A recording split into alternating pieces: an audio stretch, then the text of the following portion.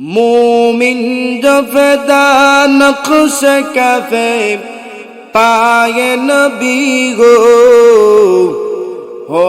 ज़ैर कदम आज भी आलम का खजीना हो ज़ैर कदम आज भी आलम का खजीना गर सुन्नत नबी की करे पैरवी उम्मत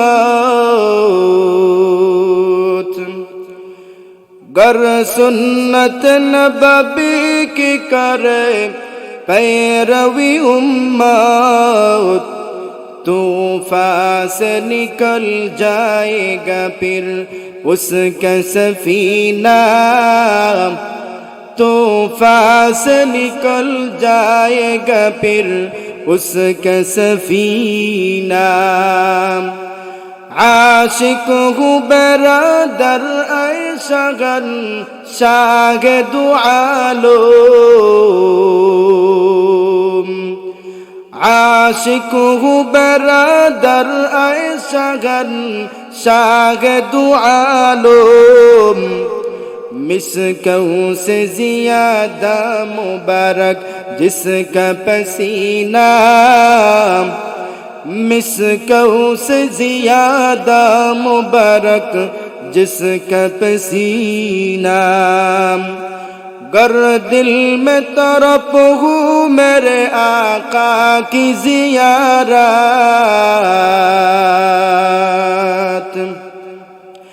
गर दिल में तरफ हूँ मेरे आका की ज़ियारत एक आन भी आए नबी तक लाद मदीना एक आन भी आए नबी तक लाद मदीना আমার হায়াত আর দুনিয়ার মধ্যে কতদিন আছে আমি দুনিয়ার মধ্যে আর কতদিন বাঁচবো ওই আকাঙ্ক্ষাটা নিয়ে ইমাম মালিক রহমাতুল্লাহি আলাইহি যেই মুহূর্তে রাত্রে ঘুমাইলেন ওই মুহূর্তে দেখা যায় আল্লাহর নবী রাহমাতুল লিল আলামিন এসে হাজির স্বপ্নের মধ্যে এমনিতে ইমাম মালিক রহমাতুল্লাহি আলাইহি আল্লাহর নবীকে দেখা মাত্র নবীর সাথে কথা বলা শুরু করছেন ওই মুহূর্তে আল্লাহর নবী রাহমাতুল লিল আলামিন ওইভাবে হাতের 5টা আঙ্গুলি দেখাইলেন ওই আঙ্গুলিটা দেখাইয়া ওই মুহূর্তে আল্লাহর নবী চলে গেলেন সুবহানাল্লাহ ইমাম মালিক রহমাতুল্লাহি আলাইহি পাগলের মতো উঠলেন ঘুম থেকে ওইটা পেরেশানি ভিতরে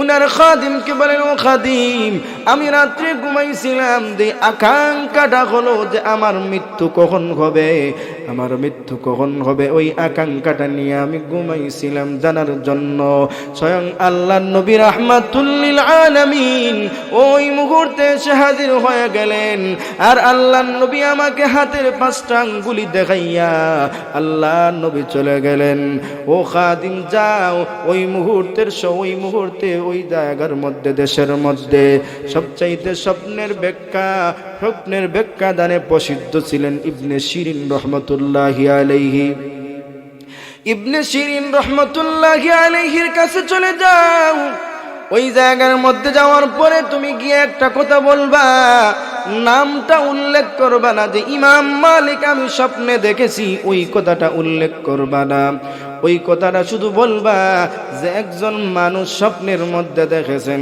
আল্লাহর নবী রাহমাতুল লিল আলামিন হাতের 5টা আঙ্গুলি দেখাইছেন ওই কথাটা গিয়া বলবা আর কোনো কথা বলবা না নাম জিজ্ঞাসা করলেও বলবা না যাওয়ার পরে ইবনে শিরিনের কাছে যাওয়ার পরে ওই খাদিম গিয়ে বললেন আসসালামু আলাইকুম ওয়া রাহমাতুল্লাহ আমাকে একজন ব্যক্তি আপনার কাছে পাঠাইছেন স্বপ্নে দেখছেন আল্লাহর নবী রাহমাতুল লিল আলামিন 5টা হাতের আঙ্গুলি দেখাইছেন আর বলেছেন ওই স্বপ্নের ব্যাখ্যাটা কি ইমাম আমাকে বলেছেন যে ব্যক্তিরা পাঠাইছেন আমাকে উনি ওনার নামটা না বলার জন্য বলেছেন তাহলে এখন আপনি ওই স্বপ্নের ব্যাখ্যাটা করে দেন ওই মুহূর্তে ইবনে শিরিন রহমাতুল্লাহি আলাইহি ডাক দিয়ে বলেন, ওই জগতের মধ্যে বর্তমান ওই জগতে একমাত্র ইমাম মালিক ছাড়া এই স্বপ্ন আর কেউ দেখতে পারবে না।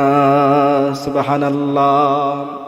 তাহলে নাম যেহেতু বলছেন, নিষেধ করেছেন, নাম বলা নিষেধ করেছেন, তাহলে আমি ওই স্বপ্নের ব্যাখ্যাটা এই মুহূর্তে দিতে পারবো না।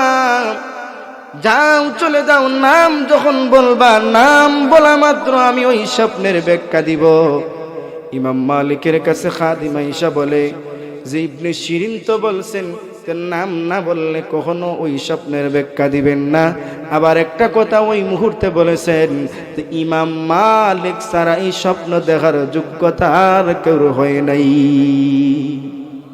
আরো আস্তে কোন সুবহানাল্লাহ, আরো জোরে বলেন সুবহানাল্লাহ।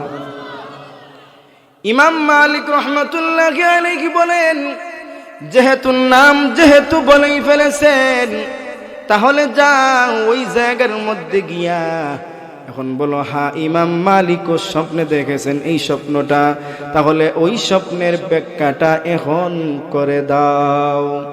যাওয়ার পরে গিয়ে বলে, ওই ইবনে শিরিন আপনার কথাই সঠিক, ওই স্বপ্নটা ইমাম মালিক রহমাতুল্লাহি আলাইহি দেখেছেন, তাহলে আপনি এখন ওই স্বপ্নের ব্যাখ্যাটা করে দেন। সুবহানাল্লাহ।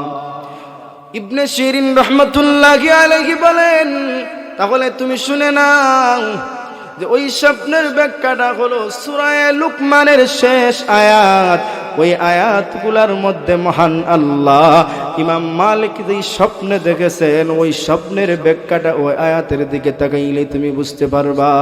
সুবহানাল্লাহ। যে আল্লাহ রাব্বুল আলামিন ওই যে নবী 5টা আঙ্গুল দেখাইছেন, ওই 5টা আঙ্গুল দেখানোর কারণ হলো যে ও ইমাম মালিক, তুমি যে 5টা আঙ্গুল, তুমি যে ইচ্ছাটা তোমার ভিতরে আছে, যে ইচ্ছাটা হলো তুমি কখন মৃত্যুবরণ করবা, কখন মৃত্যুবরণ করবা, এই আকাঙ্ক্ষাটা তোমার ভিতরে জানার। তাহলে তুমি শুনে নাও, মহান আল্লাহ রাব্বুল আলামিন 5টা ইলম নিজের কাছে রেখে দিয়েছেন। ওই 5টা ইলম আমি নবী কেন, দুনিয়ার কোনো মানুষের কাছে মহান আল্লাহ ওই 5টা ইলম দান করেন নাই। যেরকম সুবহানাল্লাহ। আল্লাহ রাব্বুল আলামিন বলেন, ইন্নাল্লাহা ইনদাহু ইলমুস সাআ وينزل الغيث ويعلم ما في الأرحام وما تدري نفس ماذا تكسب غدا وما تدري نفس بأي أرض تموت إن الله عليم خبير। এক নম্বর হলো মহান আল্লাহ রব্বুল আলামিনের কাছে একটা ইলম রয়ে গেছে। যে ইলমটা হলো যে আল্লাহ রব্বুল আলামিন জানেন কখন কখন কিয়ামত সংঘটিত হবে, কিয়ামতের কঠিন ময়দান কোন সময় সংঘটিত হবে, কোন দিন সংঘটিত হবে, মহান আল্লাহ সারা দুনিয়ার আর কোনো মানুষ কি জানে? আর জোরে, পৃথিবীর কোনো মানুষ জানে না। আল্লাহর নবী রাহমাতুল লিল আলামিন বলেন যে কিয়ামত কখন সংঘটিত হবে, কোথায় সংঘটিত হবে, কোন জায়গা থেকে শুরু হবে, কিয়ামতের ভয়াবহ অবস্থা একমাত্র মহান আল্লাহ রব্বুল আলামিন জানেন। 2 নম্বর হলো কখন বৃষ্টি হবে, কোন জায়গার মধ্যে কোন সময় বৃষ্টি হবে একমাত্র জানেন কে? জুড়ে বলেন, আরো জুড়ে। আবহাওয়া বিদ্যারা আছে, এরা তো জানে না নেই। এটা বলে কি সম্ভব? হতে পারে, কিন্তু এই কথা বলেনি যে আগামীকাল বৃষ্টি হইব, এটা হইতে পারেনি। হতে পারে, খালনি দীক্ষা হয় হইতে পারে, কিন্তু আবার খালনি দীক্ষাও হয় যে ওই দিব, ওইখান তো আর হইতে পারে না। এটা জানেন সে অনেক সময় আকাশের মধ্যে একবারে আন্দার হয়ে যায়, কিন্তু মেঘই নেই, মেঘ হয় না, আবার দেখা যায় রোদ উঠে যায়। ইলা হয় না নি? বৈশাখ মাইয়া দিন দেখা যায় কি গুরুম গুরুম ডাকের বা একবারে বেটার ডাকে না নিলা, কিন্তু মেঘায় নি। অনেক সময় দেখা যায় আমরা দৌড়ে দান তুলি, বাদে দেখা যায় মেঘায় না, রোদ উঠে যায়। বৃষ্টির খবর কে জানেন? আরো জুড়ে, আরো জুড়ে। আল্লাহ রাব্বুল আলামিন ওই বৃষ্টির বিষয়টাও জানেন যে কখন কোন জায়গার মধ্যে কোন সময়ে বৃষ্টি হবে। একমাত্র এই ইলমটা কার কাছে রয়েছে? আল্লাহ রাব্বুল আলামিনের কাছে রয়েছে। সুবহানাল্লাহ।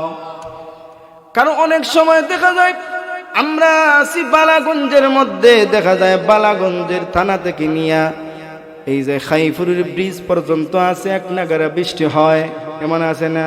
কিন্তু ব্রিজ বানানোর উপরে দেখা যায় এই জায়গার মধ্যে রোদ ইলা আছে না, ইলাতে এমন সময় নেন। এই কিছুক্ষণ জায়গায় 1 কিলোমিটার 2 কিলোমিটার জায়গা মেঘ হয়, কিন্তু আবার কিছুক্ষণ পরে দেখা যায় 2 কিলোমিটার পরে দেখা যায় আর মেঘ হয় না। ইলা আছে না? এই জায়গাতে রোদ। গত বছর সেম এই এমন অবস্থায় মধ্যে পড়ছি। গোল্লা বাজার থেকে আইলাম তাজপুর পর্যন্ত, আইয়া দেখি পুরা একবার মেঘে ভিজিয়ে আইছি। আবার তাজপুরের বাজার থেকে শুরু হইল দয়াবি পর্যন্ত গেলাম, মেঘ নাই। সুবহানাল্লাহ। এই সমস্ত বিষয়গুলা কে জানেন? এই ইলমটা কার কাছে রয়েছে?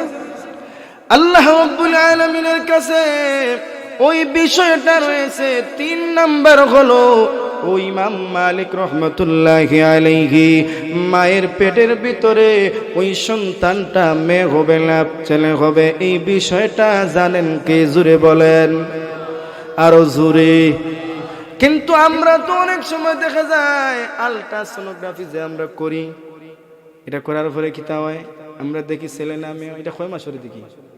6 মাস 7 মাস, এসব তো রেডি হয়ে যায়, এই সময় তারা হয়। কিন্তু এর আগে কি তা দেখা যায়নি? যদি দেখা যাইতো তাহলে কোনো বেটার গরু ফুরি হইল নি 7 কো 8 কো, হ্যাঁ হইল নি? জি বলিও না, এটাকে জানো আরো জোরে। কারণ আল্লাহ ছাড়া এই বিষয়গুলা কেউ জানে না, দুনিয়ার কোনো ডাক্তার কবিরাজ কেউ বলতে পারবে না। আল্লাহর নবী রাহমাতুল লিল আলামিন ওই মুহূর্তে ইমাম মালিক রহমতুল্লাহি আলাইহি কে যেই স্বপ্নের মধ্যে 5টা আঙ্গুল দেখাইছিলেন, 3 নাম্বার ব্যাখ্যা হলো ও ইমাম মালিক, তুমি আল্লাহ রাব্বুল আলামিন ছাড়া দুনিয়ার কোনো মানুষ কখনো ওই বিষয়টা জানে না, মায়ের পেটের ভিতরে সন্তান কি হবে, ছেলে হবে না মেয়ে হবে, ওই বিষয়গুলা কেউ জানে না। 4 নম্বর হলো তুমি আগামীকাল কোথায় খাইবা, কোন জায়গার মধ্যে খাইবা, ওই বিষয়গুলো একমাত্র আল্লাহ ছাড়া আর কেউ জানে না। যেরকম না সুবহানাল্লাহ। এমন অবস্থা হয় না নিয়দিন, দেখা যায় খানের মাঝে বইছি, খানিত বইছি ভাত খাইতাম, হাত দইয়া খালি ভাত হাত দিতাম, ও মুহূর্তে দেখা যায় ফোন আইসেও বা অন্য যাবো লাগবো, ওই মুহূর্তে যাব লাগবো, তো দেখা যায় খালি নি ফেলাইয়া দৌড় খাওয়া যায়নি, ভাত মুখ লইতে পারছি না, গিয়ে দেখা যায় ও যেন ফোন আইসে হনু গিয়ে খাওয়া লাগে না, লইছে না। এটা কত কিছুদিন আগে সেম এমন কাহিনী, ভাত খানিত বইছি, কিন্তু খানিত খানি শুরু করতাম, ফোন আইসে এমন ইমার্জেন্সি, ফোন যাওয়া লাগবো ও জায়গাত, কি আর খাইতাম বাদে গিয়ে হনু গিয়ে খাইছি, এনে দেখা যায় আর বিআইপি আইটেম। সুবহানাল্লাহ হইতে নাই এটা জানে কে? আগামীকাল কোথায় আমার রিজেক আছে, কোন জায়গার মধ্যে কোনখানি আমি খাইব, এটা একমাত্র কে জানে? আরো জোরে। ইমাম মালিক রহমতুল্লাহি আলাইহি 4 নম্বর ব্যাখ্যা হলো যে আগামীকাল কোন জায়গার মধ্যে তোমার কোন রিজেক রয়েছে, কোন বিষয়ে তুমি কোন রিজেক রয়েছে, ওই রিজেক গুলা তুমি কোথায় পাইবা, ওই খানা কোথায় খাইবা, কোন জায়গার মধ্যে খাইবা, ওই বিষয়টা তুমি জানো না, আমিও জানি না। আল্লাহ রাব্বুল আলামিন নিজের কাছে ওই বিষয়গুলা গোপন করে রেখেছেন। ইমাম মালিক রে 5 নম্বর বিষয় হইল তুমি কোন জায়গার মধ্যে কখন মৃত্যুবরণ করবা, ওই বিষয়টা একমাত্র জানেন কে? আল্লাহ। আমার মৃত্যু কখন হবে, কোথায় হবে, ওই বিষয়টা আমি জানি না, আমার আল্লাহ রাব্বুল আলামিন ওই বিষয়গুলা জানেন। তাহলে পৃথিবীর মানুষেরা রে, এখন থেকে সাবধান হয়ে যাও, কোন জায়গার মধ্যে তোমার মৃত্যু হবে, কোন জায়গার মধ্যে তুমি মৃত্যুবরণ করবা, এমন অবস্থা তুমিও জানো না। ইমাম মালিক রহমতুল্লাহি আলাইহি বুঝে গেলেন যে তার মৃত্যু কখন হবে, কোথায় হবে, একমাত্র আল্লাহ জানেন, দুনিয়ার কোনো মানুষ জানে না, এটা জানাও কখনো সম্ভব না। তাহলে তাহলে রে পৃথিবীর মানুষেরা তুমি এমন বাহাদুরি কেন দুনিয়ার মধ্যে করতেছ? যেইভাবে চলাফেরা করো ওই দুনিয়ার জমিনের মধ্যে, এমন নাফরমানি করো, ওই নাফরমানি করার পরে যেইভাবে বুক ফোলাইয়া দুনিয়ার মধ্যে হাঁটো, ওই মাটি যদি এমনি ভাবে ফেটে তোমাকে ওই মাটি গ্রাস করে ফেলে, ওই মুহূর্তে যদি তুমি মাটির নিচে চলে যাও তাহলে ওই মাটি থেকে কখনো বাহির হয়ে আসতে পারবে না। কারণ মহান আল্লাহ রাব্বুল আলামিন তোমার মৃত্যু কোন জায়গার মধ্যে রাখছেন একমাত্র আল্লাহ জানেন। প্রত্যেকটা মুহূর্তে তুমি প্রস্তুত নাও, মৃত্যুর জন্য প্রস্তুত নাও। এমন সন্তান আছে, এমন সন্তান আছে বাড়ি থেকে বাহির হয়েছে মায়ের কাছ থেকে বিদায় নিয়া, মাগো আমি বাড়ি থেকে চলে যাচ্ছি, বিকালে আবার বাড়ির মধ্যে ফিরে আসবো। ওই মুহূর্তে সন্তান মায়ের কাছ থেকে বিদায় নিয়ে বাড়ি থেকে বাহির হয়েছে। হঠাৎ যখন অনেক লম্বা সফর, লং জার্নি, ওই সফরের মধ্যে গিয়েছে, ঢাকার মধ্যে গিয়েছে, হঠাৎ দেখা যায় গাড়ি অ্যাক্সিডেন্ট হইয়া ওই সন্তানটা মৃত্যুবরণ করেছে। মা ফোন দে, বাবা ফোন দে, সন্তান ফোন উঠায় না, ফোন উঠায় না। কারণ মা পেরেশানির মধ্যে, বাবা পেরেশানির মধ্যে। আমার সন্তান তো সকালবেলা বাড়ি থেকে বাহির হইল, এখনো বাড়ির মধ্যে ফিরে আসলো না। এমন ভাবে মা কান্না করে, বাবাও কান্না করে, আমার সন্তানের কি হইল?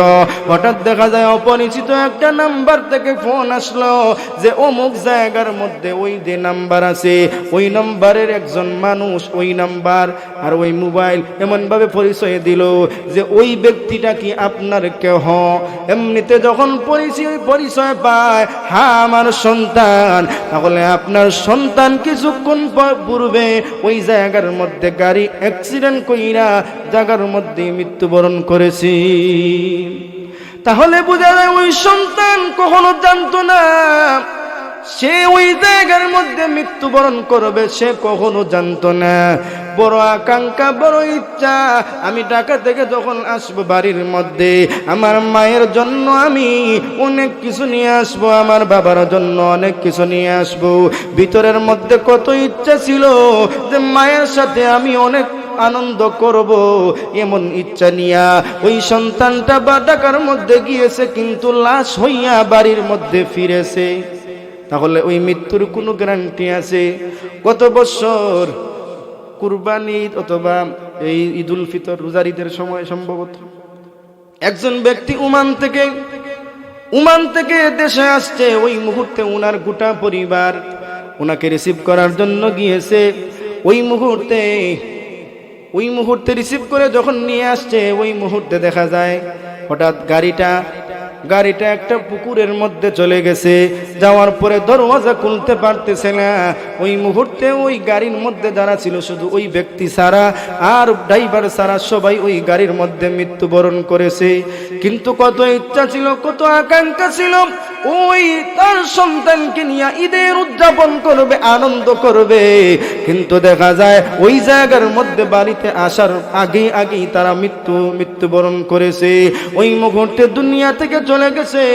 তাহলে পৃথিবীর মানুষ আমরা শুনেন, আমরা সবাই মন দিয়ে শোনেন, আপনারা সবাই মন দিয়ে শোনেন যে কখন আমাদের কোথায় মৃত্যু হবে এই বিষয়টা আমরা কেউ জানি না। কোন জায়গার মধ্যে মৃত্যুবরণ করব এটা আমরা জানি না।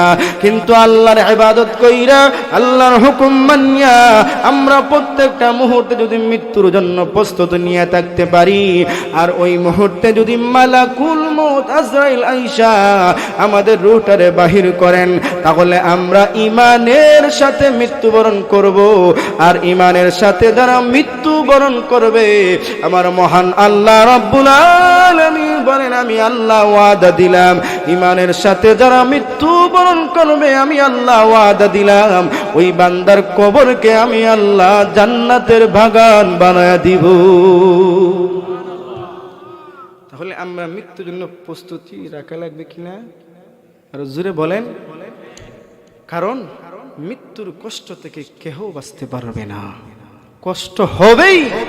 আল্লাহ নবীরও কষ্ট হয়েছে, নবীরও মৃত্যুর কষ্ট হয়েছে। এই মৃত্যুর কষ্ট থেকে কেউ বাঁচতে পারবে না। কিন্তু বাঁচতে পারবো কেমনে? যদি আল্লাহর হয়ে যায়, এই মৃত্যুর কষ্টটা ওই মুহূর্তে কষ্ট হিসাবে আমরা পাইব না, কারণ এটা আনন্দের মৃত্যু হবে। কারণ আমি আমার রবের সাথে মুলাকাত করতে চাই, এজন্য আমার ভিতরে আনন্দ, কিন্তু কষ্ট হচ্ছে। ওই মুহূর্তে আমার ওই কষ্টটা আনন্দে রূপান্তরিত হয়ে যাবে। সুবহানাল্লাহ। ইমাম জালালউদ্দিন সুয়ুতী রহমতুল্লাহি আলাইহি উনার কিতাবের মধ্যে একটা উদাহরণ দিয়েছেন। যে উদাহরণটা হলো যে ইমানদারের মৃত্যুটা আনন্দের সাথে মৃত্যু কেমনে হয়। ইমানদার মৃত্যুবরণ করে, কষ্ট হচ্ছে, কিন্তু ওই কষ্টটা আনন্দের হয় কেমনে, আনন্দে রূপান্তরিত হয় কেমনে বলবো আপনাদেরকে। সহজ ভাষায় বলি, আমরা গ্রাম্য ভাষায় বলি। আমি তো আর আপনারারই সন্তান, বাড়িতে আর সিংহ আমসাফর, তাই আসতে গাওয়ালি ভাষা হইলে তো সমস্যা না নাকি? তা যেমন ধরেন আমরা কুশিয়ারা নদীর ফারো, একজন প্রেমিকর বাড়ি, আর কুশিয়ারা নদীর হুফারে রাজনগর প্রেমিকার বাড়ি। এখন প্রেমিকের বাড়ির মধ্যে খুবই কড়া নিষেধ, তুমি রাত বাড়িতে কি বাড়াইতে পারতাই নাই, বাড়াইলেও তোমার বাধা হইব। হাসি চলে নিবেন না, যে এটা উদাহরণ দিতেছে, উদাহরণ যে ওই মুহূর্তে বাড়ির মধ্যে দেখা যায় আজকে আব্বাও নাই, আম্মাও নাই, খেও নাই, সকল গেছেন কি সিলেট, সুযোগ পাইল না নি বেটা, তাহলে লঙ্কা বাড়াইয়া দিছে দৌড় হয়ে যায়। আজকে রাত যদি দেখা করতে পারি না, আর সুযোগ পাইতাম না, ও সুযোগটা খাজো লাগাইতাম হইল। মাঘ মাইয়া শীত, খুব বেশি শীত, কিতা করছে, গেছে এবারে নদীর পারও, যাওয়ার পরে দেখা যায় খেওয়াও নাই। সেদিন ওলা আঁকটিছিলাম, যে বিপদে পড়ছিলাম। মাহফিল থেকে আবদুল্লাহপুরের মাহফিল থেকে আইতাম, রহমতপুর যাইতাম, পঞ্চায়েত বালাগঞ্জের খেওয়া কাটাইয়া খেওয়া নাই, আধা ঘন্টা উবাইছি, উবাইতে লাস্টে দিয়ে বার কিনা এখানটা জুড়ে যাতে লই আইছি। খেওয়া না থাকলে তো হারাই যাইতো না। তো বেটাও ওখান পড়ছে বিপদ, কিতা করতে খেওয়া হারাইতো কিল্লা, খেও নাই। ওখান হয়তো প্রেমিকার লাগে তো আজ দেখা উফরা লাগবো, ওখান হয় দৌড় তা আজকে দেখা করিও চান, বুঝা তো কুমরে খাও কেনা, দেখা তাই খাও, কোনো চিন্তা নাই। ওই মুহূর্তে সে কিতা করতে কাপড় ভর করি দিছে, কাপড় ভর করিয়া ওলা ধরছে আতো, মাঝে মাঝে হরাই নানি মানুষ ইলা কখন কিতা করতো। আর ইবা দেশ নামছে, আর ঠান্ডা লাগে রে বা, ঠান্ডা তো খালি দাঁত খালি বাড়ি কথা করে। আর ইবা দিত তারা বড় আনন্দ বিচ্ছে, দেওখন খালি ফারাই গেলেও যাই মুখি কিতা আমরা প্রেমিকার লাগে দেখা করবো, কিন্তু কষ্ট। আর এই কষ্টটা এই ভিতরে আনন্দ, দাঁতে বাতে বাড়ি লাগে, আর ইবা ভিতরেও আনন্দ গেও আমার প্রেমিকার খান্দার যে মুগি কত কষ্ট কিন্তু ওর, কিন্তু এই সময় খুশি লাগের ভিতরে, খুশি আমার গেছে এটা আনন্দ। ওই কষ্টটা এই সময় কিতে হয়েছে, আনন্দ রূপান্তরিত হয়ে গেছে। প্রেমিকার লগে দেখা করবো, কষ্ট এরপরে তো দেখা তো করতে পারবো, কিন্তু এটা কিতে হয়েছে, আনন্দ রূপান্তরিত হয়ে গেছে আর কষ্ট। ঠিক তেমনি ভাবে মুমিনের মৃত্যুর কষ্ট ওই মুহূর্তে হবে, কিন্তু আল্লাহর সাথে মুলাকাতের জন্য আনন্দটা, ওই কষ্টটা আনন্দে রূপান্তরিত হয়ে যাবে। জোরে কোন সুবহানাল্লাহ। আল্লাহর নবী বিশ্বনবী রাহমাতুল লিল আলামিন যখন পৃথিবী থেকে বিদায় হয়ে যাবেন, আম্মা জান আয়েশা রাদিয়াল্লাহু তাআলা আনহা বলেন, আল্লাহ নবী রাহমাতুল লিল আলামিন যখন পৃথিবী থেকে বিদায় হয়ে যাবেন, আল্লাহ নবী রাহমাতুল লিল আলামিনের অবস্থা বড় সংকটপূর্ণ। অনেক দিন যাবত আল্লাহ নবী অসুস্থ, নবীর শরীরের মধ্যে এমন চিকনি উঠছে, যখন সাকরাত শুরু হয় আপনারা তো তাকায়া দেখছেন ওই ব্যক্তির হাতগুলা এইভাবে গোটায়, পাও গোটায়, কষ্ট হয়, শরীরের মধ্যে কাঁপ শুরু হয়ে যায়। পৃথিবীর মানুষেরা রে, আমি তাকায়া দেখি আল্লাহর নবী রাহমাতুল লিল আলামিন ওই মুহূর্তে হাত গুটাইতেছেন, পা গুটাইতেছেন, চাদর দিয়া নবীর শরীরটা ঢাকা। ওই মুহূর্তে আমি তাকায়া দেখি যে আল্লাহর নবী রাহমাতুল লিল আলামিন এইভাবে পা গুটাইতেছেন, হাত গুটাইতেছেন। কেন গুটাইতেছেন? চাদর মুবারকটা উঠায়া দেখি আল্লাহর নবী রাহমাতুল লিল আলামিনের মাথা মুবারক থেকে নিয়া পা মুবারক পর্যন্ত এমন একটা পশম বাকি নাই যেই পশম থেকে আল্লাহর নবীর গাম বাহির হই নাই। আল্লাহর নবী বিশ্বনবী রাহমাতুল লিল আলামিন মাসুম, আল্লাহর নবী নিষ্পাপ নবী। যদি আল্লাহর নবীর এমন কষ্ট হয়, পৃথিবীর মানুষেরা রে আমার ধারণাটা পাল্টে গেল। তাহলে তো আল্লাহ কি কোরআনের মধ্যে বলেছেন কুল্লু নাফসিন যায়িকাতুল মাউত, এই কথাটা 100% সঠিক যে প্রত্যেকটা মানুষ দুনিয়া থেকে বিদায় হবে, প্রত্যেকটা মানুষ মৃত্যুর স্বাদ আস্বাদন করতে হবে, মৃত্যুর কষ্টটা সবাই ভোগ করতে হবে। যেহেতু আল্লাহ নবী রাহমাতুল লিল আলামিনের এমন কষ্ট হচ্ছে, তাহলে প্রত্যেকটা মানুষের কষ্ট হবে। ওই মুহূর্তে আল্লাহ নবী রাহমাতুল লিল আলামিন ওই মুহূর্তে বলেন, ফাতেমা গো, ওই দরজার মধ্যে কে যেন সালাম দিচ্ছে, বারবার সালাম দিচ্ছে আর ঘরে ঢোকার জন্য অনুমতি যাচ্ছে। ও ফাতেমা, যাও দরওয়াজাটা খুলে দাও। দরওয়াজা খুইলা ওই মুহূর্তে ঘরের মধ্যে ঢোকার অনুমতি দিয়ে দাও। কিন্তু দেখা যায় ওই মুহূর্তে আজরাইল আলাইহিস সালাতু ওয়াস সালাম ঘরের মধ্যে ঢোকার জন্য অনুমতি চাচ্ছেন। আল্লাহ রাব্বুল আলামিন ওই মুহূর্তে বলেন, আজরাইল রে, আমার ফাতেমার সামনে প্রকাশিত হয়ে যাও, না হলে আমার নবীর কথাটা মিথ্যা হয়ে যাবে। আল্লাহ নবী রাহমাতুল লিল আলামিনের কথাটা মিথ্যা হয়ে যাবে। ওই মুহূর্তে ফাতেমার সামনে আজরাইল প্রকাশিত হয়ে গেলেন। ফাতেমা যখন তাকালেন, তাকায়া বলেন, আব্বা গো, দরওয়াজার সামনে এমন একজন ব্যক্তি যিনি মক্কা মদিনার কোনো মানুষের সাথে ওই ব্যক্তিটার মিল নাই। এত ভয়ঙ্কর একটা চেহারা, এমন চেহারার মানুষ আমি মক্কার মধ্যেও দেখি নাই, মদিনার মধ্যেও দেখি নাই। এমনিতে আল্লাহ নবী রাহমাতুল লিল আলামিন বলেন, ফাতেমা গো, হাযা মালাকুল মাউত, হাযা মালাকুল মাউত। ও ফাতেমা, উনি আর কেউ না, মালাকুল মাউত আজরাইল। এমনিতে ফাতেমা ডাক দেবেন, আব্বা, আপনি আজ অনেক দিন যাবত অসুস্থ, আপনি অসুস্থ। ওই মুহূর্তে যদি আজরাইলকে আমি ঘরের মধ্যে অনুমতি দিয়ে দেই, তাহলে আপনাকে তো দুনিয়া থেকে নিয়ে যাবে, আপনার রূহটাকে বাহির করে ফেলবে। আল্লাহর নবী বলেন, ফাতেমা, আজরাইল কারো ঘরে ঢোকার জন্য কখনো পারমিশন চায় না, কখনো কোনো অনুমতি চায় না।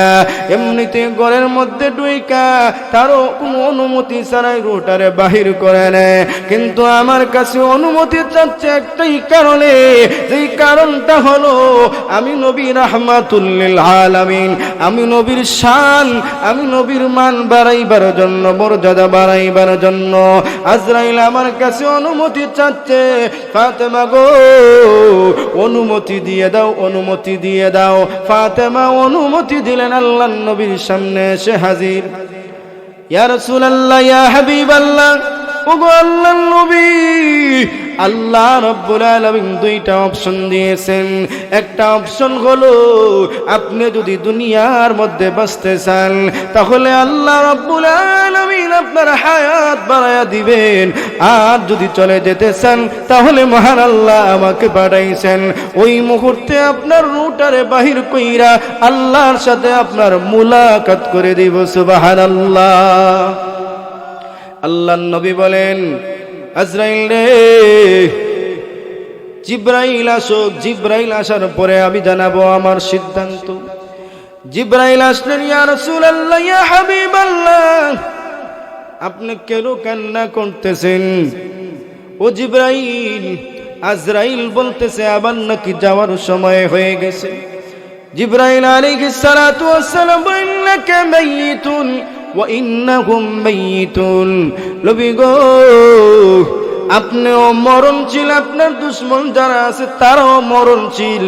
আল্লাহর নবী বুঝে গেলেন যে জিবরাইল চলে যাওয়ার কথাই বলতেছেন, চলে যাওয়ার কথাই বলতেছেন।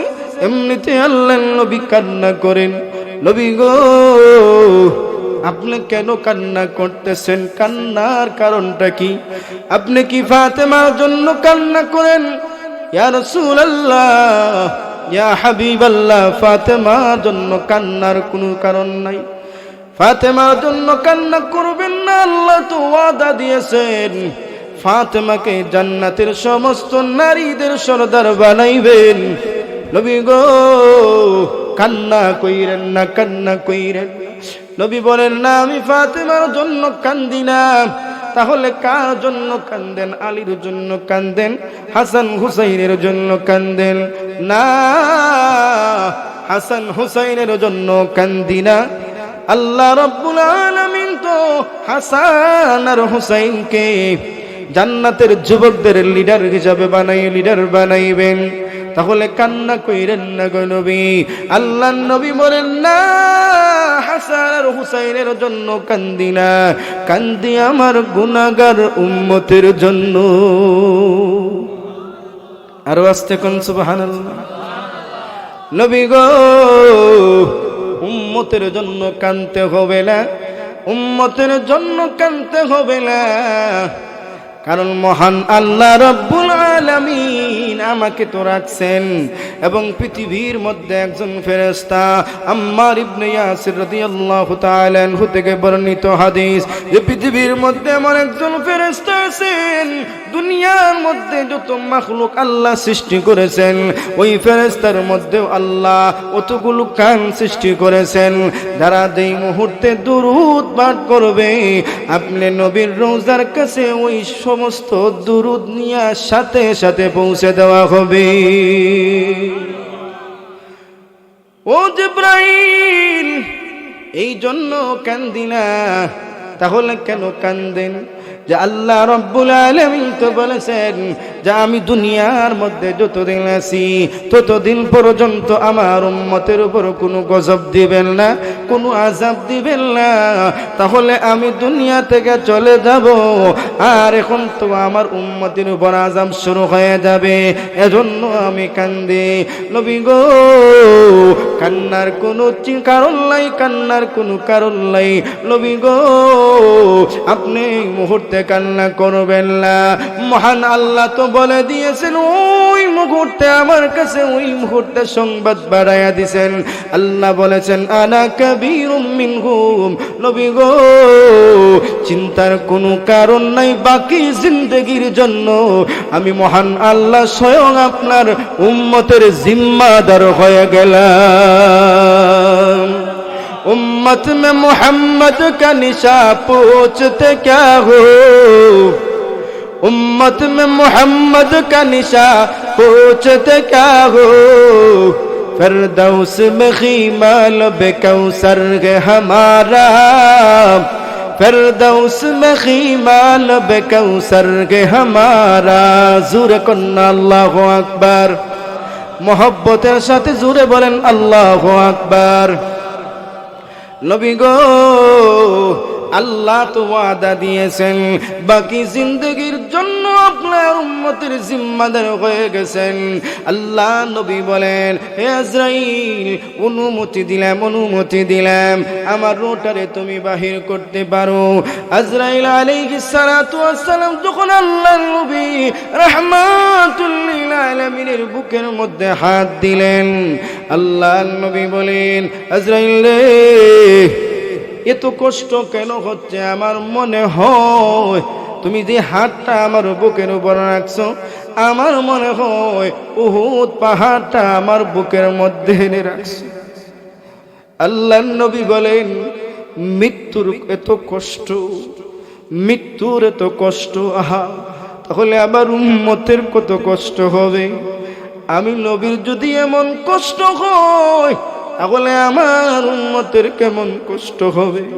আল্লাহ নবী ওই মুহূর্তে বুকের মধ্যে হাত দেন, আবার একটা পাত্রের মধ্যে পানি, ওই পানির মধ্যে হাত দিয়ে আল্লাহ নবী বুকের মধ্যে হাত দেন আর বলেন, আল্লাহুম্মা ইন্নী আউযু বিকা মিন সাকরাতিল মাউত ওয়া গামারাতিল মাউত। আল্লাহ, মৃত্যুর তো কষ্ট, আল্লাহ সাকরাতের এই কষ্ট থেকে আমাকে বাঁচাও, আল্লাহ সাকরাতের কষ্ট থেকে আমাকে বাঁচাও। তাহলে রে পৃথিবীর মানুষেরা, আল্লাহর নবীর যদি মৃত্যুর এমন কষ্ট হয় তাহলে আমাদের কষ্ট কেমন হবে? যারা ঈমানদার হবে না, নাফরমান হবে, ওই নাফরমানের মৃত্যুটা কেমন হবে? আল্লাহর নবী রাহমাতুল লিল আলামিন বলেন, যারা নাফরমানের মৃত্যুটা হবে ভয়ঙ্কর ভাবে। ওই মুহূর্তে ফেরেশতারা কাছে আইসা ওই নাফরমানের কানে কানে বলবেন, ইয়া আইয়াতুহান নাফসুল খাবিসা উখরুজি ইলা সাখাতিম মিনাল্লাহি ওয়া গাযাবি। হে নাফরমান আত্মা, হে দুরাচার আত্মা, হে খবিস আত্মা, বাহির হয়ে আয়, বাহির হয়ে আয়, আল্লাহর রাগান্বিতের দিকে বাহির হয়ে, আল্লাহর রাগান্বিতের দিকে বাহির হয়ে আয়। কেন দুনিয়ার মধ্যে নাফরমানি করলে? কেন দুনিয়ার মধ্যে প্রত্যেকটা মুহূর্তে সীমা লঙ্ঘন করলে? এর নাফরমান, আল্লাহ রাব্বুল আলামিন তোর দিকে রাগান্বিত। ওই মুহূর্তে আল্লাহ রাব্বুল আলামিন গজবের ফেরেশতা দিয়া ওই বান্দার রূহটাকে বাহির করবেন, রূহটাকে বাহির করবেন। ওয়ান্নাজিআতি গারকা ওয়ান্নাশিতাতি নাশতা। ওই কাফেরদের আছে, ওই কাফেরদের রূহটাকে এমন ভাবে কষ্ট দেওয়া হবে, এই কষ্টটা আমরা যখন শালুক তোলার জন্য যাই। শালুক আপনারা চিনেন নি? কোন না থাকে হানির মাছ বিলো থাকে হাল। হ্যাঁ হ্যাঁ, তো বুঝছেন উড়বে আসা এই হালুক তো খাইলে হালুক কিতা টান মারলে আইনি। হালুক যখন আমরা আনি গিয়া ডুব একবার টার্গেট করা লাগে, টার্গেট করিয়া মাটির মাঝে তুলে দিয়া দিয়া টান দেওয়া লাগে, কষ্ট হয় নাই। আল্লাহ নবী বলেন ওয়ান্নাজিআতি গারকা। কুরআনের আয়াত, আমার বানানো কথা না।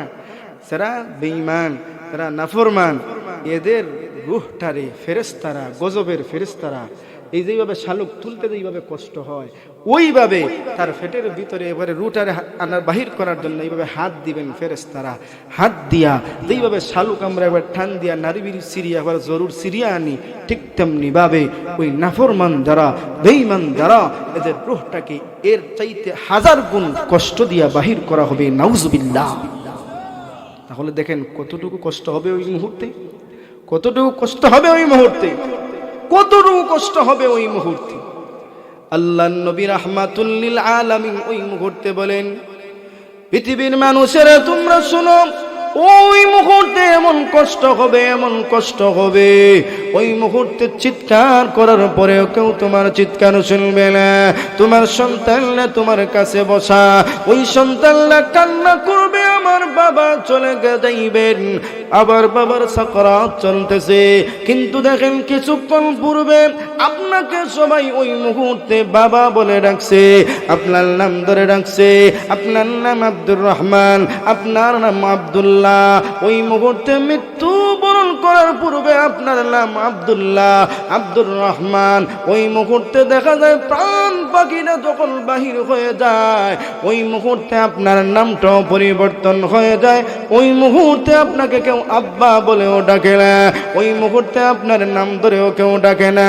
ওই মুহূর্তে সমস্ত মানুষরা বলে, লাশটারে ঘর থেকে বাহির করো, লাশটার মুখটা ডাইকা রাখো। বলে না, নাম ধরে নি গিয়া কইবা আব্দুর রহমানের মুখটা দেখাও, ভাই দেখনি না গিয়া হয় লাশটারে দেখাও। 20 মিনিট পূর্বে আপনার নাম আব্দুর রহমান, আপনি একজনের বাবা ছিলেন, ওই মুহূর্তে সবার লাশ হয়ে গেলেন, কিছুক্ষণ পরেই লাশ হয়ে গেলেন। তাহলে এই বডি, এই জীবনের জন্য এত বাহাদুরি কেন করো? মুহূর্তের ভিতরে সব কিছু পরিবর্তন, সব পরিবর্তন, কাফনের কাপড়টাও পরিবর্তন হয়ে যায়।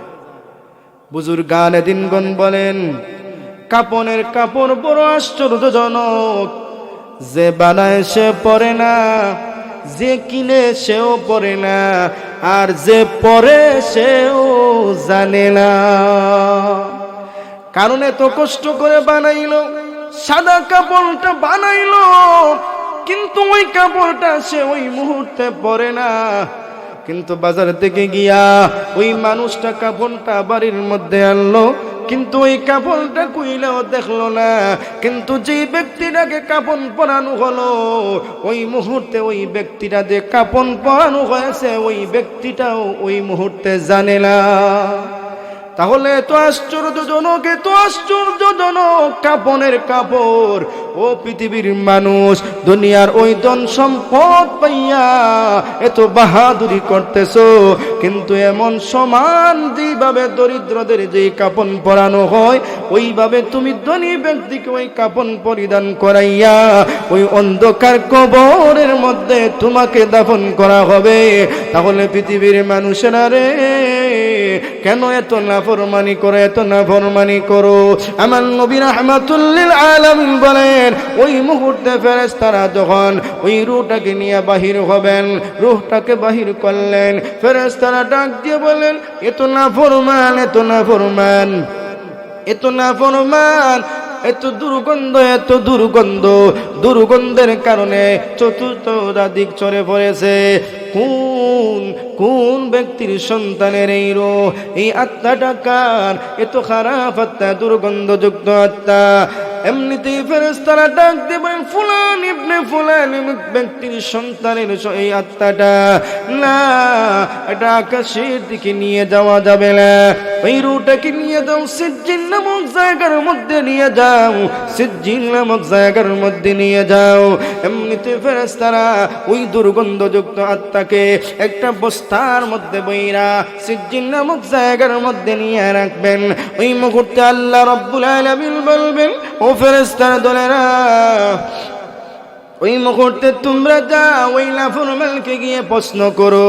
এমনিতে ফেরেশতারা ওই বান্দাকে গিয়ে প্রশ্ন করবেন, মার রাব্বুকা, রব আমার কে? জোরে বলেন। কিন্তু ওই নাফরমান ওই মুহূর্তে ডাকতে বলবে, হা গা লাদ্রি, হা গা লাদ্রি, আমি জানি না, আমি জানি না, আমার রবকে আমি জানি না।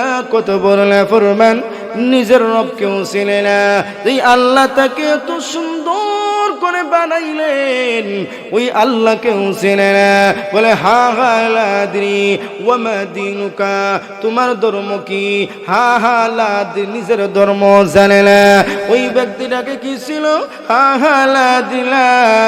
আল্লাহ নবীর ছবি তার সামনে তুলে ধরা হবে, বলবে, লা লা, আমি কাউকেও চিনি না, হা হা লাদ্রি।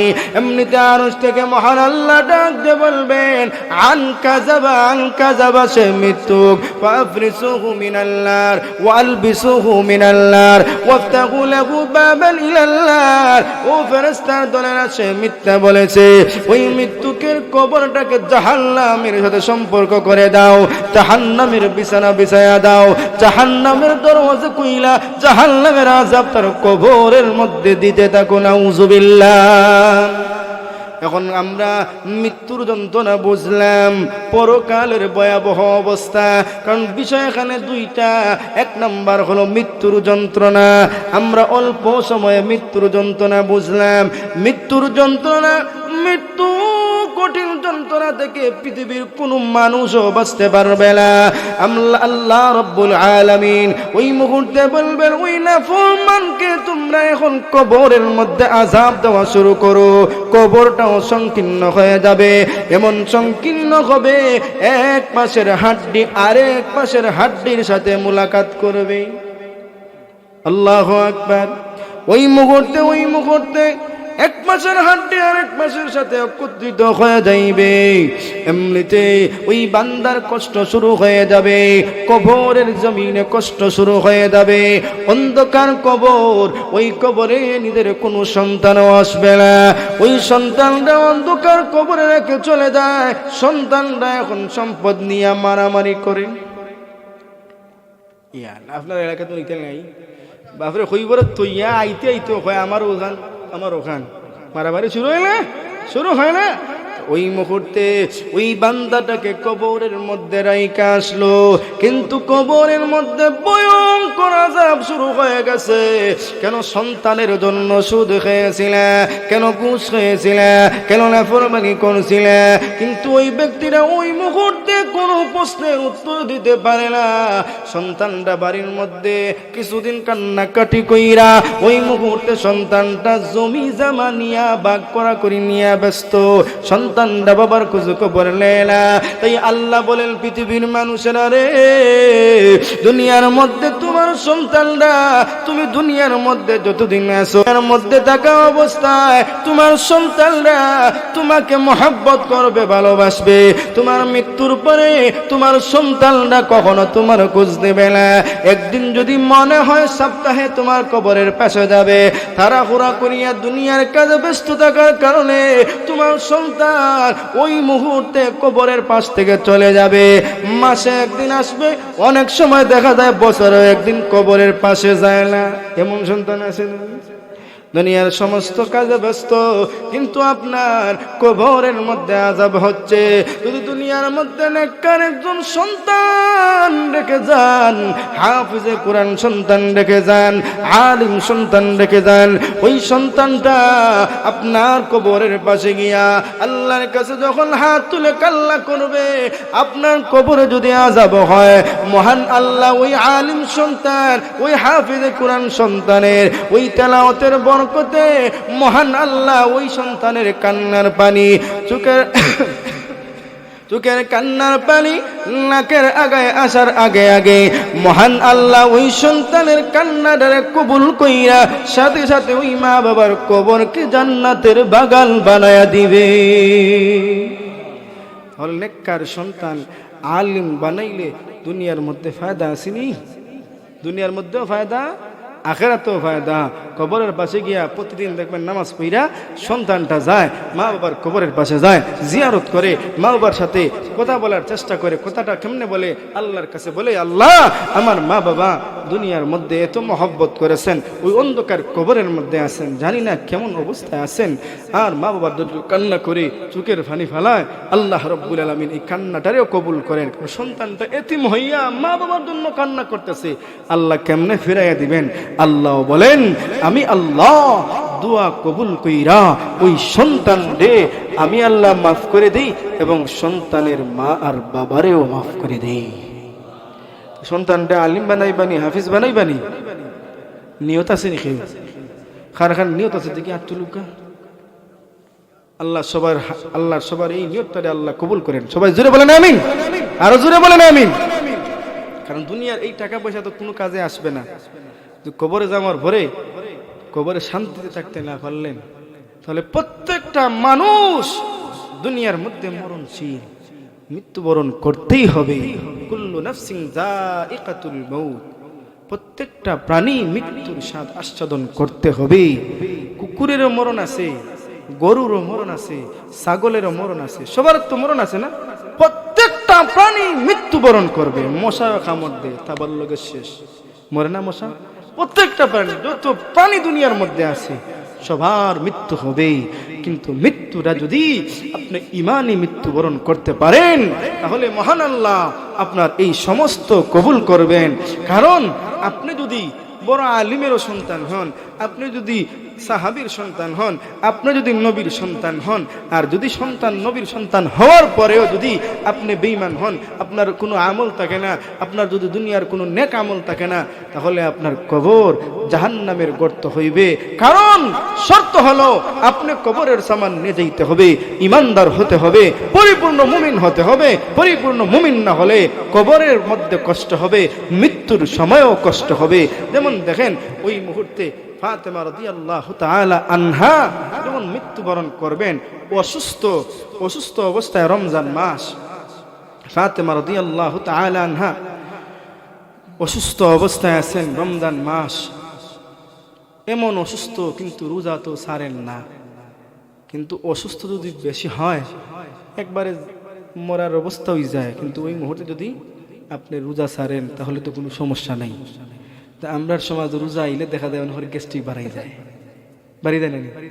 রোজা আইসে হয়ে ডাক্তারে কইছেন রোজা রাখতাম না, গ্যাস্ট্রিক, তা কিতা এটা বানা করে উদ্দেশ্য হইলে তার রোজা রাখতাম, তাতে এমনিও রোজা রাখে না, গিয়ে লুকে লুকে খায়, আছে না? রোজা আইলে গ্যাস্ট্রিক পাই যায়, 12 মাস তো এমনি একবার পেট ভরিয়া খায়। কিন্তু দেখা যায় রমজান মাস আসলে ওই মুহূর্তে তার অসুস্থতা বেড়ে যায়, হয়ে রেবা খালি পেটে না ধরিলে রেবা, ফানিতে ধরিলে রেবা। এটা আল্লাহর ভয় ভিতরে আসেনি? নাই, আল্লাহর ভয় ভিতরের মধ্যে নাই। ফাতেমা রাদিয়াল্লাহু তাআলা আনহা অনেক অসুস্থ।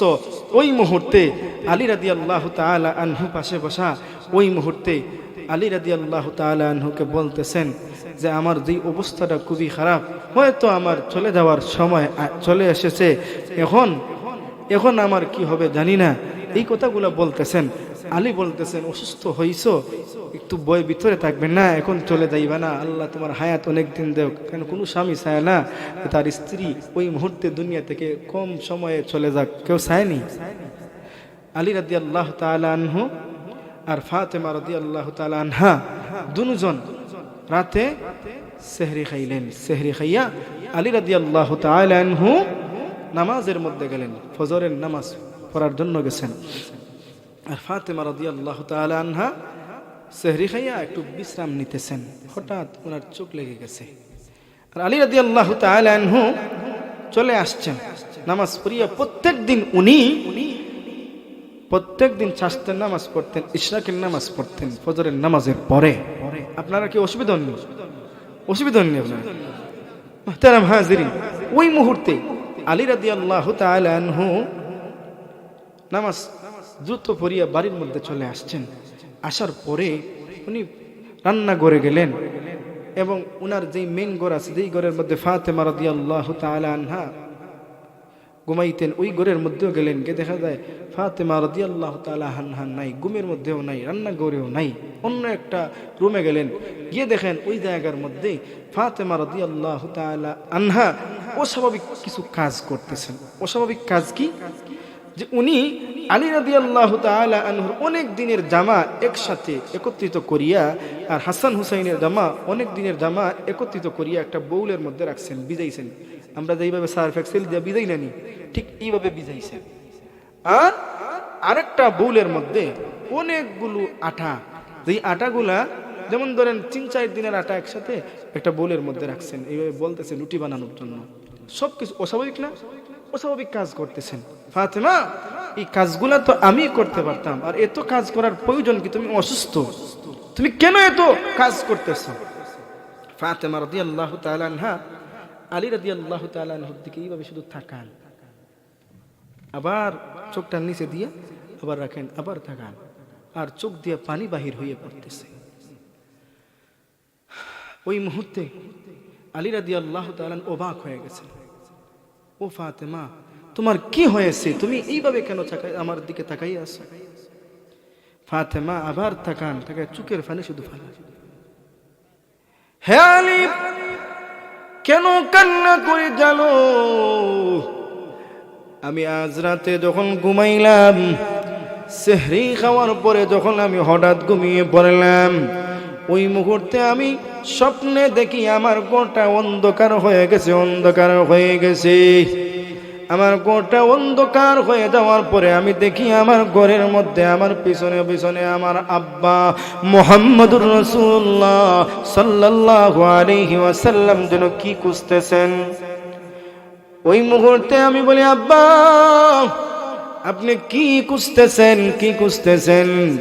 এমনিতেই আল্লাহর নবী রাহমাতুল লিল আলামিন ডাক দিয়ে বলেন, ফাতেমা গো, আমি ওই অন্ধকারের মধ্যে তোমাকে খুঁজতেছি, একটা সংবাদ দেওয়ার জন্য তোমাকে খুঁজতেছি। সেই সংবাদটা হলো, আজ সেহরি খেয়েছো তুমি আলীর সাথে, কিন্তু ইফতার করবা, সূর্য ডুবার পরে ইফতার করবা আমি মুহাম্মদুর রাসূলুল্লাহ সাল্লাল্লাহু আলাইহি ওয়াসাল্লামের সাথে জান্নাতি দস্তরখানার মধ্যে। আলী রাদিয়াল্লাহু তাআলা আর বুঝার বাকি নাই। ও ফাতেমা, কি শুনাইলা, কি শুনাইলা? তুমি মৃত্যুবরণ করে ফেলবা, এই কথাটা তুমি শুনাইলা, আমি আলী মানতে পারবো না। ফাতেমা গো, এত মহব্বতের স্ত্রী তুমি আমার, তুমি যদি চলে যাও আমার কি হবে? আমার কি হবে? আমার হাসান আর হুসাইনের কি হবে? ও ফাতেমা, এই সংবাদটা শোনার জন্য মোটেও প্রস্তুত ছিলাম না। আমি এই সংবাদটা শোনার জন্য মোটেই প্রস্তুত ছিলাম না। ফাতেমা গো, কি শুনাইলা? কান্না করতেছে। স্বামীও কান্না করেন, ফাতেমাও কান্না করেন। হঠাৎ হাসান আর হুসাইন আয়েশা দেখেন মা আর বাবা কান্না করতেছেন। মাগো কেন কান্না করতেছো, কেন কান্না করতেছো? মাও কথা বলেন না, বাবাও কথা বলেন না। ফাতেমা বলেন, হাসান আর হুসাইন যাও যাও, নানার কবরের পাশে চলে যাও। কারণ ফাতেমার একটা অভ্যাস ছিল, হাসান আর হুসাইন যখন দুষ্টামি করতেন, ফাতেমা হাসান আর হুসাইনকে নবীর কবরের পাশে বাড়াইয়া দিতেন, রোজার পাশে বাড়াইয়া দিতেন। এমনিতেই ফাতেমা রাদিয়াল্লাহু তাআলা আনহা বলেন, হাসান আর হুসাইন রে যাও, তোমার নানার কবরের পাশে চলে যাও। হাসান আর হুসাইন কবরের পাশে চলে গেলেন। কবরের মধ্যে যাওয়ার পরে প্রত্যেকটা দিন কবরের পাশে গিয়া নবীর সাথে কথা বলতেন, নবীর সাথে কথা বলার চেষ্টা করতেন। ওই মুহূর্তে কবর থেকে আওয়াজ আসলো, আওয়াজ আসলো, হাসান আর হুসাইন রে বাড়ির মধ্যে চলে যাও, বাড়ির মধ্যে চলে যাও। বাড়ির মধ্যে গিয়া আজ শেষবারের মতো তোমার মায়ের মুখটাকে দেখে ফেলো। হাসান আর হুসাইন ছোট্ট বাচ্চা, উনারা বাড়ির মধ্যে আসলেন। আসার পরে বলেন, মাগো নানার কবরের পাশে যাওয়ার পরে একটা আওয়াজ আসে। এই আওয়াজটা হলো, ও হাসান আর হুসাইন বাড়ির মধ্যে যাও, তোমার মায়ের চেহারাটাকে শেষবারের মতো দেখে ফেলো, আর কখনো দেখতে পারবে না। ও মা, এই কথার মানে হলো তুমি দুনিয়া থেকে বিদায় হয়ে যাইবে। মা গো, দুনিয়া থেকে যদি চলে যাও তাহলে আমি মা বলে কাকে ডাকবো? আমার মুখে কে খাবার উঠাইয়া দিবে? আমার মাথার মধ্যে হাত বোলায় কে ঘুম পাড়াইবে? ও মা, দুনিয়া থেকে চলে গেলে আমাদেরকে কে আদর করবে? আদর কইরা আমাদের মুখের মধ্যে খাবার উঠাইয়া কে দিবে? মাগো, এমন কথা বইল না, আমরা সহ্য করতে পারতেছি না। আলী রাদিয়াল্লাহু তাআলা আনহু, ফাতেমা রাদিয়াল্লাহু তাআলা আনহা সন্তানদেরকে বুকের মধ্যে ধরায়া ধইরা বলে, ও হাসান ও হুসাইন কান্না কইরো না, তোমাদেরকে আল্লাহর হাওলা করে দিয়ে গেল। কারণ পৃথিবীর কোন সন্তান মাকে চায় না হারাইতে, বাবাকে চায় না হারাইতে। কারণ মা যাদের নাই তারা জানে মা হারানো বেতা কত কষ্টকর।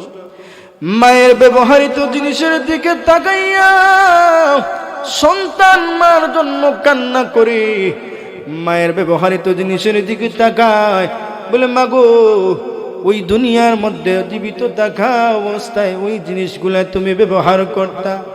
ও মা, আজ দুনিয়ার মধ্যে তুমি নাই, ওই জিনিসগুলো আগের মতো এখনো রয়ে গেছে।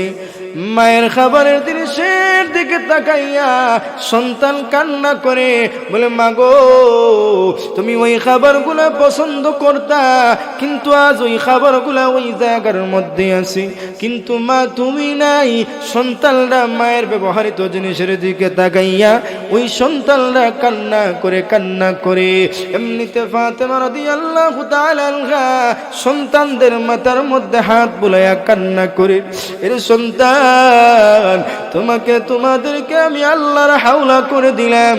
আলী রাদিয়াল্লাহু তাআলা আনহুকে বলেন, ও আলী, আমার সন্তানদেরকে তোমার হাতে আমানত দিয়ে গেলাম, ওই সন্তানদেরকে খেয়াল রাখো। ফাতেমা কান্না করেন কান্না করেন। আলী রাদিয়াল্লাহু তাআলা আনহুর হাতের মধ্যে এইভাবে ধরেন, হাতের মধ্যে ধরেন। স্বামী আর স্ত্রী দুজন একজন আরেকজনের হাতের মধ্যে এইভাবে ধরেন। আল্লাহর নবী রাহমাতুল লিল আলামিন বলেন, পৃথিবীর মধ্যে কোন স্বামী আর স্ত্রী উল্পতার মহব্বতে একজন আরেকজনের হাতের মধ্যে এইভাবে ধরে আঙ্গুলের ফাঁক দিয়া সমস্ত সগীরা গুনাহ জয়রা পড়ে।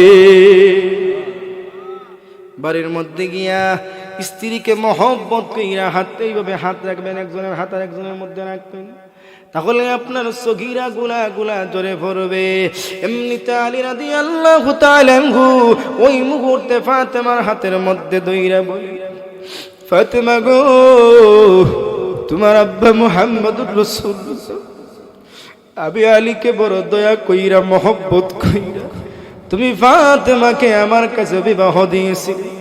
ও ফাতেমা, আমি বড় দরিদ্র, আমি বড় দরিদ্র, তোমার কোনো আকাঙ্ক্ষা, তোমার কোনো ইচ্ছা আমি পূর্ণ করতে পারি নাই, তোমার চাহিদা মতো কোনো জিনিস আমি তোমাকে এনে দিতে পারি নাই। বড় আদরের সন্তান ছিলে তুমি আল্লাহর নবীর, কিন্তু তোমার কোনো চাহিদা আমি পূরণ করতে পারি নাই, তোমার কোনো হক আমি আদায় করতে পারি নাই। ফাতেমা গো, কিয়ামতের কঠিন ময়দানে মহান আল্লাহর কাছে ওই বিষয়ে কোনো নালিশ কইরো না। যদি আল্লাহর কাছে নালিশ করো ফাতেমা, কিয়ামতের কঠিন ময়দানে আল্লাহর কাছে জবাব দিতে পারবো না, আল্লাহর কাছে জবাব দিতে পারবো না। কারণ স্ত্রীর হক আদায় না করার কারণে মহান আল্লাহ আমাকে জাহান্নামের মধ্যে দিয়ে দিবে। এত ভয়, এত ভয়। ওই মুহূর্তে ফাতেমা ও আলীর হাতের মধ্যে দইরা বলেন, আলী রে, আমিও তোমার কোনো হক আদায় করতে পারি নাই, আমার আব্বা বড় মা কইরা মহব্বত কইরা তোমার কাছে বিবাহ দিয়েছিল। ও আলী, আমিও তোমার কোনো হক আদায় করতে পারি নাই, তোমাকে ঠিকঠাক মতো মহব্বত করতে পারি নাই, তোমার চাহিদা মতো সমস্ত কিছু করতে পারি নাই। আলী রে, ওয়াদা দাও, ওয়াদা দাও, কিয়ামতের কঠিন ময়দানে আমি ফাতেমার বিরুদ্ধে তুমি নালিশ করবা না। আরো জোরে কোন সুবহানাল্লাহ। ফাতেমা রাদিয়াল্লাহু তাআলা আনহা কান্না করেন, একজন আরেকজনের কাছ থেকে এইভাবে মাফি চেয়েছেন, মাফি চেয়েছেন। ফাতেমাও কান্না করেন, আলীও কান্না করেন। ওই মুহূর্তে ফাতেমা বলেন, আলী রে, শেষ একটা ওসিয়ত তোমার কাছে করিয়ে দেয়। এই ওসিয়তটা হলো, আমি যখন মৃত্যুবরণ করব, মৃত্যুবরণ করার পরে আমার মৃত্যুর সংবাদটা কাউকে দিও না। ও ফাতেমা, এটা কেমনে সম্ভব, এটা কেমনে সম্ভব? তুমি আল্লাহর নবী রাহমাতুল লিল আলামিনের আদরের কন্যা, সাহাবীদেরকে যদি মৃত্যুর সংবাদ দেই না, তাহলে সাহাবীরা মনের মধ্যে অনেক রাগ আনবেন। কেন নবীর কন্যার মৃত্যুর সংবাদ আমাদেরকে দিলেন না? আলীকে ফাতেমা ডাক দিয়ে বলেন, আলী রে, কেন মৃত্যুর সংবাদ দিবালা, কেন নিষেধ করতেছি জানোনি? এই কারণটা হলো, আমি জিন্দেগিতে কোনো পুরুষের সামনে বাহির হই নাই, পর্দার বিধান কখনো লঙ্ঘন করি নাই। এখন আমার মৃত্যুর সংবাদ শুইলা সমস্ত সাহাবীরা আসবেন, সমস্ত মানুষরা আসবেন, কেউ আমার বডিটা কখনো দেখে নাই, আমি কতটুকু লম্বা তা অনুমানও করতে পারে নাই। আলী রে, এখন যদি সাহাবীদেরকে মৃত্যুর সংবাদ দাও, তাহলে তারা আমার লাশটা দেখবেন, বডিটা ওই মুহূর্তে অনুমান করবেন আমি ফাতেমার বডি কেমন ছিল, আমি কেমন লম্বা ছিলাম, এটা করবেন। এজন্য যদি মহান আল্লাহ কিয়ামতের কঠিন ময়দানে আমি ফাতেমাকে জিজ্ঞাসা করেন, তাহলে আমি ফাতেমা জিজ্ঞাসার এই প্রশ্নের উত্তরটা দিতে পারবো না। কত ভয়, কত ভয়। অথচ দুনিয়ার মধ্যে থাকতে মহান আল্লাহ জান্নাতের সার্টিফিকেট দিয়া দিছেন, জান্নাতের সরদারি ঘোষণা করে দিছেন। কত ভয়, কত ভয়। ফাতেমা দুনিয়া থেকে বিদায় হয়ে গেলেন, সন্তানও কান্না করে, মাগো চলে গেলা, চলে গেলা। সন্তানটা কান্না করে, আলীও কান্না করতেছেন, এত আদরের স্ত্রী, এত আদরের স্ত্রী, আহারে আমি একা হয়ে গেলাম, একা হয়ে গেলাম। কান্না করতেছেন, কান্না করতেছেন। ফাতেমা রাদিয়াল্লাহু তাআলা আনহার লাশ ওই মুহূর্তে যখন বাহির করবেন একা একা দাফন করার চিন্তা, কিন্তু দেখা যায় ওই মুহূর্তে কোথা থেকে যেন আবু যর গফারি রাদিয়াল্লাহু তাআলা আনহু চলে আসছেন। আবু যর গফারি রে, তুমি কেমনে আসলা? তুমি মৃত্যুর সংবাদ কেমনে পাইলা? ও আবু যর গফারি, মৃত্যুর সংবাদ কেমনে পাইলা? এমনিতে আবু যর গফারি বলেন, আমি আসি নাই, আমাকে পাঠানো হয়েছে। সুবহানাল্লাহ। রাতে যখন ঘুমাইলাম আল্লাহর নবী স্বপ্নের মধ্যে আইসা বলেন, আবু যর গফারি রে, তুমি ওই জায়গার মধ্যে ঘুমাইতেছো আর আমার ফাতেমার লাশটা আলী দাফন করতে পারতেছে না, যাও যাও আমার ফাতেমাকে দাফন কইরা আসো। আমি আসি নাই, আমাকে পাঠানো হয়েছে। মুঝে কুফা ওয়ালো মুসাফির ন সমঝো, मैं आया नहीं हो बुलाया गया हूँ, मैं आया नहीं हो बुलाया गया हूँ। मुझे गुफा वालो मुसाफिर न समझो, मैं आया नहीं हो बुलाया गया हूँ। ও আলী, আমাকে পাঠানো হয়েছে, আমি আসি নাই, আমাকে পাঠানো হয়েছে। আবু যর গফারি রাদিয়াল্লাহু তাআলা আনহু এবং আলী রাদিয়াল্লাহু তাআলা আনহু মিলে ওই মুহূর্তে দাফনের কাজ সম্পন্ন করবেন।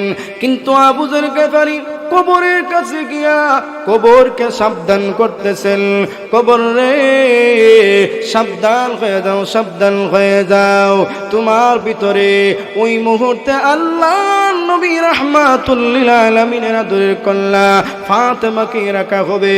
ও কবর, সাবধান সাবধান, কোনো বেয়াদবি করবা না, কবর থেকে কোনো জবাব আসে না। আবার বলো, কবর, তোমার ভিতরে হাসান আর হুসাইনের মাকে রাখা হবে, জান্নাতের সর্দারকে রাখা হবে, সাবধান সাবধান, কোনো বেয়াদবি করবা না, কবর থেকে কোনো জবাব আসে না।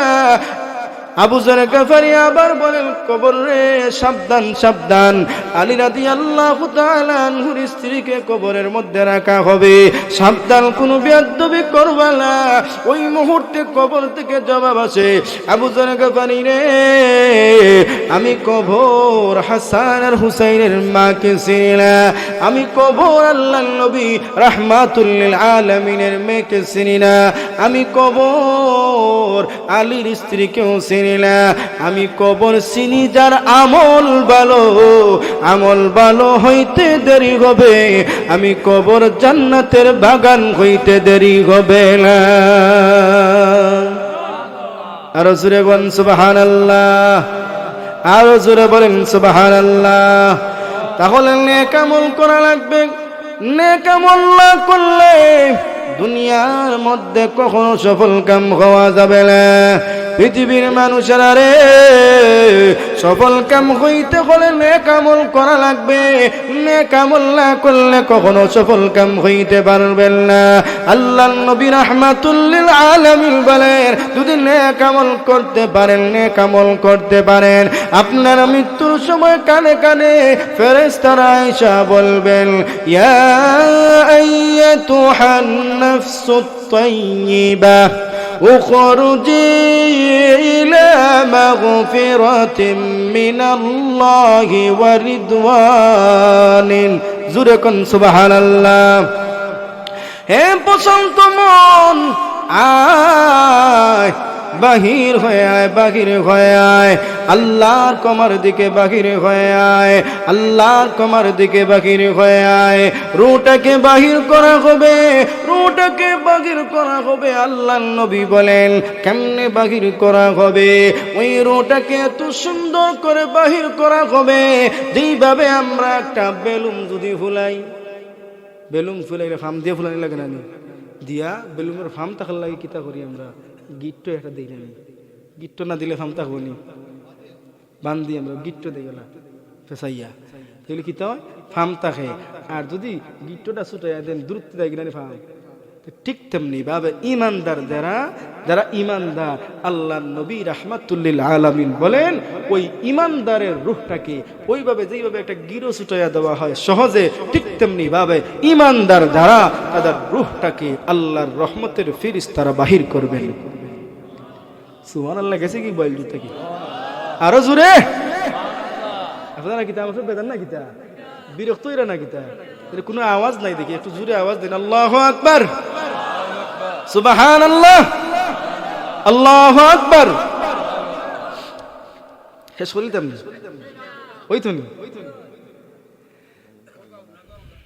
আল্লাহর নবী রাহমাতুল লিল আলামিন ওই মুহূর্তে ডাক দিয়ে বলেন পৃথিবীর মানুষ শুনে নাও যদি তুমি ইমানদার হয়ে থাকো, ইমানদার হয়ে থাকলে ওই মুহূর্তে তোমার রূহটাকে শান্তিদায়ক ভাবে বাহির করা হবে। রূহটাকে বাহির কইরা ওই মুহূর্তে রেশমি রুমালের মধ্যে তোমার রূহটাকে রাখা হবে। রেশমি রুমালের মধ্যে রাইকা ওইভাবে ফেরেশতারা যখন রূহটাকে বাহির করবেন, চতুর্দিকে দেখা যায় সুঘ্রাণ, মিশকে আম্বরের গানের চাইতে আরো বেশি ঘ্রাণ। ফেরেশতারা ডাকতে বলবেন, এত সুন্দর আত্মা, এত সুঘ্রাণ, কার আত্মা। এমনিতে ফেরেশতারা ডাকতে বলবেন, ফুলান ইবনে ফুলান, অমুক ব্যক্তির সন্তানের আত্মাটা। সুবহানাল্লাহ। এত সুগ্রাণ দুনিয়ার মধ্যে আল্লাহর হুকুম মানছে, আল্লাহর বিধান মানছে, আল্লাহর ইবাদত করেছে, আল্লাহ রাব্বুল আলামিনের কুদরতি ভাবে সিজদা দিয়েছে। এজন্য মহান আল্লাহ ওই রূহটার মধ্যে এত সুগ্রাণ দিয়েছেন। ফেরেশতারা বলেন, আরে ওই রূহটাকে নিয়ে যাও, ইল্লিয়িন নামক জায়গার মধ্যে নিয়ে যাও। এমনিতে আল্লাহ রাব্বুল আলামিন ডাক দিয়ে বলবে, ও ফেরেশতার দলেরা রূহটাকে নিয়া ওই বান্দার কবরের মধ্যে গিয়ে প্রশ্ন করা শুরু করো। এমনিতেই ফেরেশতারা, রহমতের ফেরেশতারা ওই মুহূর্তে বান্দার কবরের মধ্যে গিয়ে প্রশ্ন করবেন, মার রাব্বুকা, রব তোমার কে? ওই মুহূর্তে বান্দা বলে, রব হলেন আমার আল্লাহ, রব্বি আল্লাহ, রব হলেন আমার আল্লাহ। ওয়া মা দীনুকা, দীনিয়াল ইসলাম, তোমার দিন কি? ওই মুহূর্তে বলে, ইসলাম আমার দিন। ওই মুহূর্তে আল্লাহ নবী রাহমাতুল লিল আলামিন বলেন, ওই মুহূর্তে প্রশ্ন করা হবে, ওই ব্যক্তিটাকে কি চিনো? হা হুয়া মুহাম্মাদুর রাসূলুল্লাহ সাল্লাল্লাহু আলাইহি ওয়াসাল্লাম। ওই মুহূর্তে আল্লাহ আরশ থেকে ডাক দিয়ে বলবেন, ফেরেশতারা বলেন, আরে আমার বান্দা সত্য বলেছে, আন সাদাকা আবদি, আমার বান্দা সত্য বলেছে। ওয়াফরিসুহু মিনাল জান্নাহ ওয়ালবিসুহু মিনাল জান্নাহ ওয়াফতাহু লাহু বাবান ইলাল জান্নাহ নাম কানাউমাতিল আরুজ। রাকুন সুবহানাল্লাহ।